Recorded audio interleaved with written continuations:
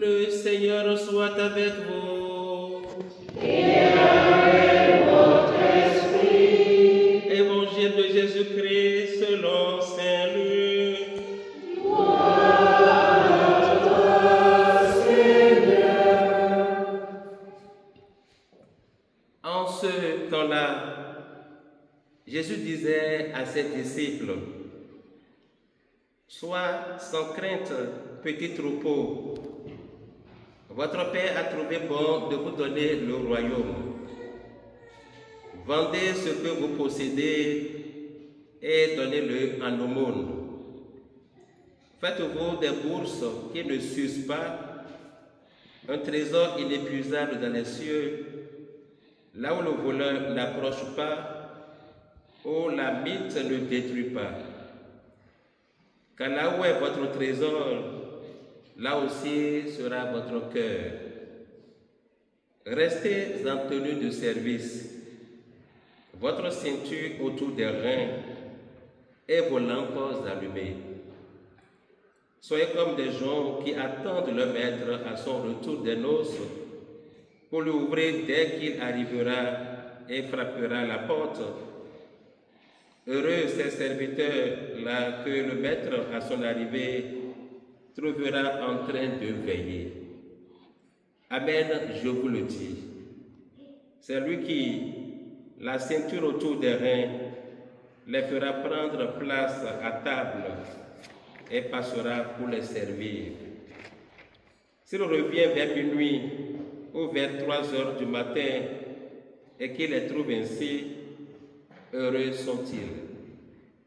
Vous le savez bien, si le maître de maison avait su à quelle heure le voleur viendrait, il n'aurait pas laissé percer le mur de sa maison. Vous aussi, tenez-vous prêts. C'est à l'heure où vous n'y penserez pas que le Fils de l'homme viendra. Pierre dit alors: Seigneur, est-ce pour nous que tu dis cette parabole ou bien pour tous? Le Seigneur répondit: Que dire de l'intendant fidèle et sensé à qui le maître confiera la charge de son personnel pour distribuer en temps voulu la ration de nourriture? Heureux ce serviteur que son maître en arrivant trouvera en train d'agir ainsi. Vraiment, je vous le déclare, il l'établira sur tous ses biens.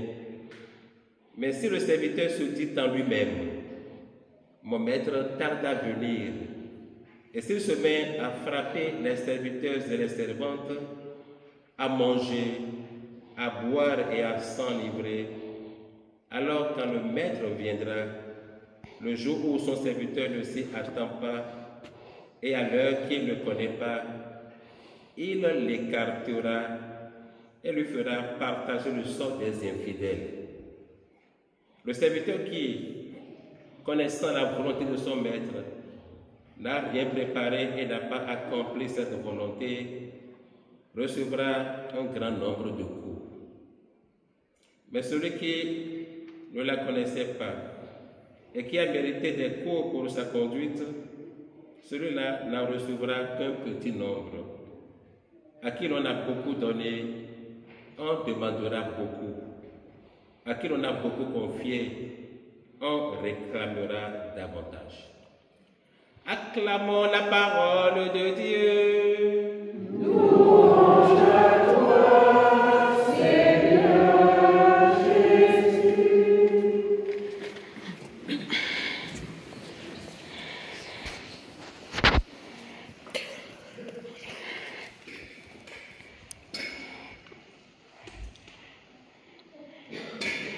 Bien-aimés, chers frères et sœurs,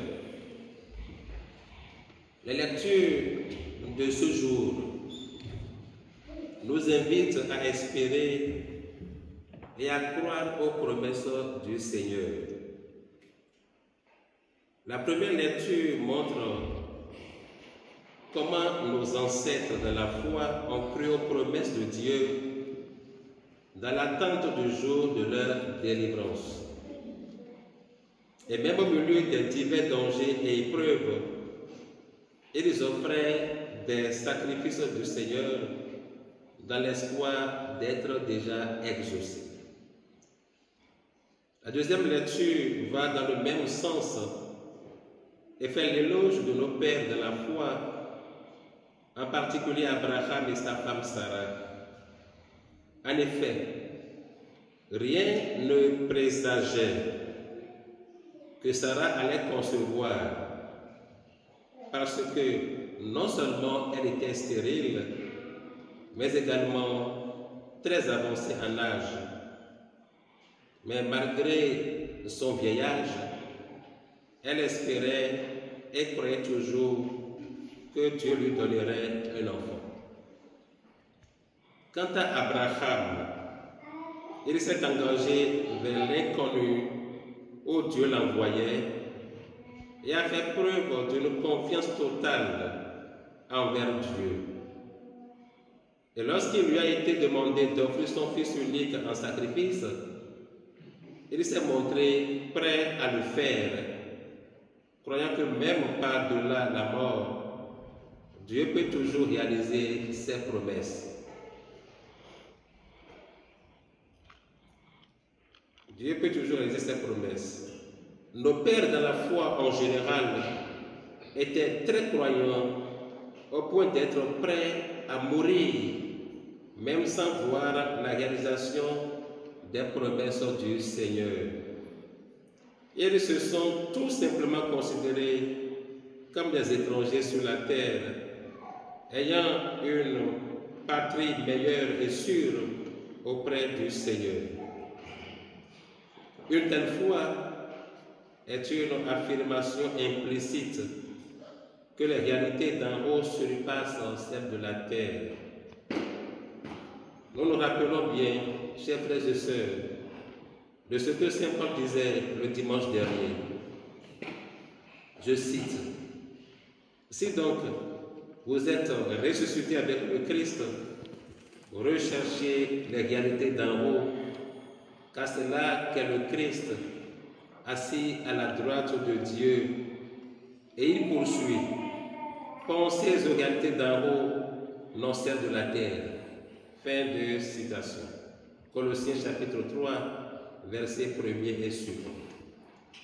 Et Colette de renchérir, Veritas, veritatum omnia veritas.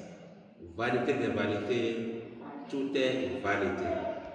Colette 1, 2. Dans cette même perspective, l'évangile d'aujourd'hui contient une promesse fondamentale sortie de la bouche de Jésus. Votre Père a trouvé bon de vous donner le royaume.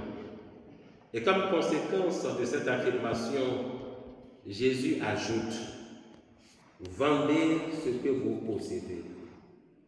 La demande est claire ainsi que sa visée. C'est un appel, en effet, à ne pas nous accrocher aux réalités d'ici-bas, afin de considérer le royaume de Dieu comme vraiment notre vraie patrie, à l'instar de nos pères dans la foi.